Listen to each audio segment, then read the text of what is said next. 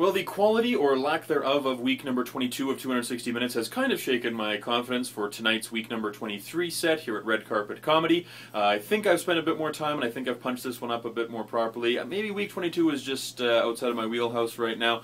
We'll see what happens this evening with this new stuff. I got kind of three premises. One of them I'm really excited about. I'm not going to tell you which one though. Hopefully it'll be obvious on my face and hopefully in the crowd's reaction.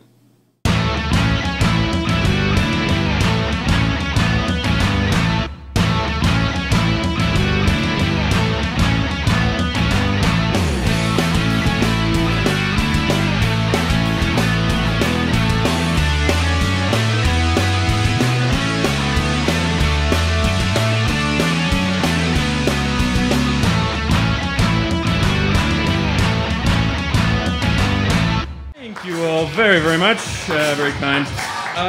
For another show, I've had to start doing some research on one of those like role-playing games where it's played with little dolls or something. I don't know what it's called. It's like Throne Hammer or Orc Slaughter or Vagina Dryer. I have no idea.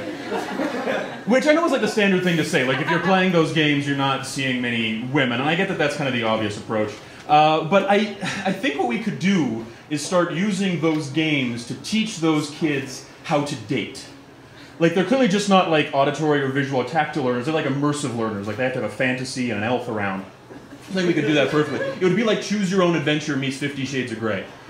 They're the same, and they could decide what to do. And how would virgins know what to do? I know, that's part of the problem. But did you know that 50 Shades of Grey was written by, like, a chaste Mormon? Like, she has no idea. That's just her vision of sex, which is actually encouraging to me, because that means that she will disappoint more women than I ever will. 10 inches is not average, believe me. It's weird too, writing on a topic that you just have no idea about. Like, I remember thinking, I actually remember my first vision of sex as a kid, and it was embarrassing, so I hope it's funny as well. My first vision of sex didn't involve any sort of, like, penetration. It was like this kind of almost asexual thing, because the only facts that I had to go on were, I knew that men had this going on, and that's all I knew. That was the extent of my knowledge. But then I also saw that, like, men have a lot of the same parts as women, only women's are smaller. So I figured that they just had a smaller version of this. What it actually would have kind of amounted to was, like, I basically pictured up to the clitoris, and then that's it. Like, that's all that was hanging on. And then somehow I guess the penis would, like, latch on to that, like breastfeeding. And then a second would go by, and then a baby would happen. That was my version of sex. It's like if I wrote a book at that point in my life. The idea that it had to be hard didn't even enter my mind. I was like, why would that be a thing? And then when I finally figured out, like, oh, round peg, round hole, the only thing I thought was, oh, that makes sense. That was my realization as to sex. But the dating game could be good for these guys. Like, you give them points for stuff. Like, you could, have the scenarios. Like, the bill arrives. What do you do? Well, pay it. Oh, that's 10 points. Roll the die to see how much tongue she gives you.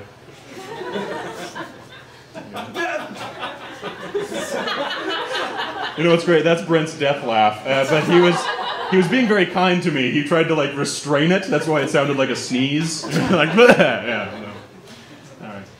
I'm at this age now where I feel like I should be retired. No. Not because I deserve it in any way. Like, you have to have a career before you can retire from something, obviously. But I was always like an old soul, I guess they say. Like, I was born very old. Like, I had my midlife crisis at 2 years old. I wanted a motorcycle. I wanted to be a motorcycle, but same difference. I started dating younger girls, fetuses. What? They're people too. I saw that on a billboard once, and it was really gross. So I tend to think that it means. I was always an old man. Like, I remember, I think I used to grunt getting out of my high chair. Like, oh, Cheerios again. It would get to me. I was annoyed when kids were playing on my lawn, and I was playing with them.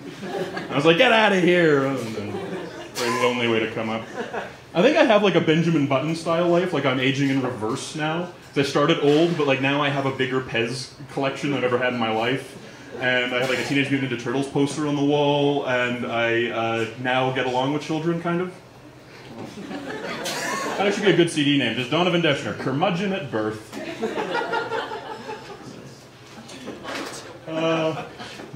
My first job was working in a magic shop years ago. when I was 16 years old, because I am that popular. And I remember at that time, I always converted my wage into real life things. I don't know if you ever did that. Like I was making $6.50 an hour, so I'd get a piece of cheesecake at a restaurant and be like, oh God, that took an hour to make, like in my head. Now I do the same thing with dick jokes. You know, like a movie is like 3 dick jokes. They're getting expensive. But there were 3 types of customers that always came into the magic shop. The first type was awkward boys and men who preferred practicing magic to interacting with people. My peeps. You know, represent, I could talk to them. The second group were people that actually thought that all this magic stuff was like real. Like they came in looking for crystal balls and tarot cards. But your first clue that that's a load of shit is that it was a 16-year-old acne-riddled overweight guy selling it to you. Like there's no mystical nature to that. It's also on the same shelf as like fake lottery tickets and invisible thread. This might not be for real. I was overweight because I didn't like going outside or playing with kids on the lawn. I preferred practicing sleight of hand. And this doesn't burn many calories. Like there's nothing to that. By the way, that was an actual sleight of hand thing. If there was a pack of cards in my hand, your minds would have been blown. Yeah, maybe next time, no.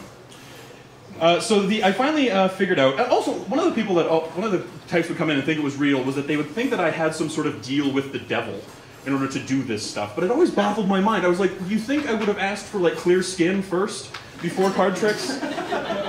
You knew? It was ridiculous.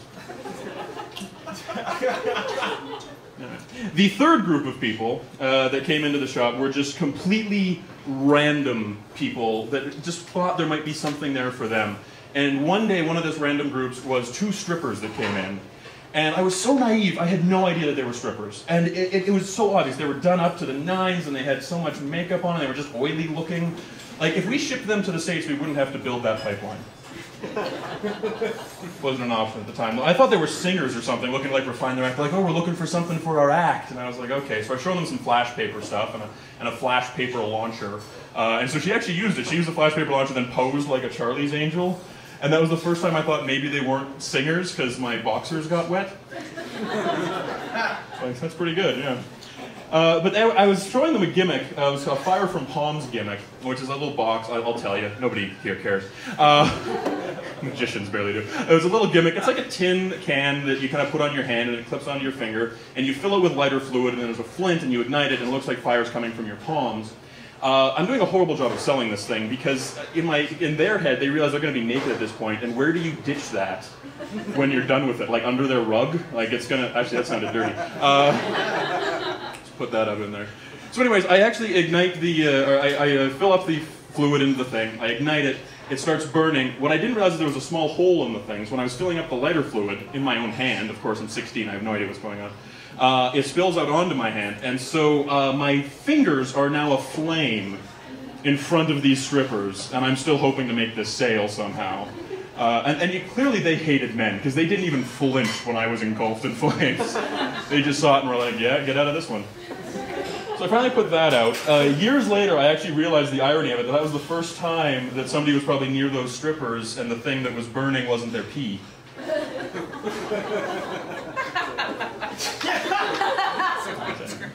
I tried selling them costumes too, realizing how ridiculous that was. Like, oh, we have hats. I don't know even what I was doing. Finally, I was like, well, we do have these magic wands, and they're like, what color are they? And I was like, black. And they're like, I'll take them. And I said, oh, but there's a white tip. And she said, I'll pass.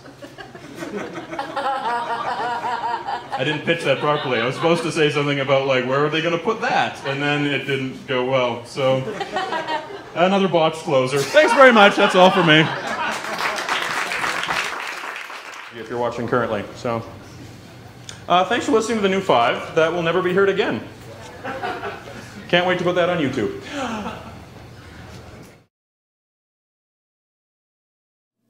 Well, week 23 was slightly better than week 22, thankfully. Not that that's a high bar to set. There's about 3 things in there that I really like. The thing about the billboards I think is going to stick around, and some of the stuff off the top is going to hang around as well for a second attempt.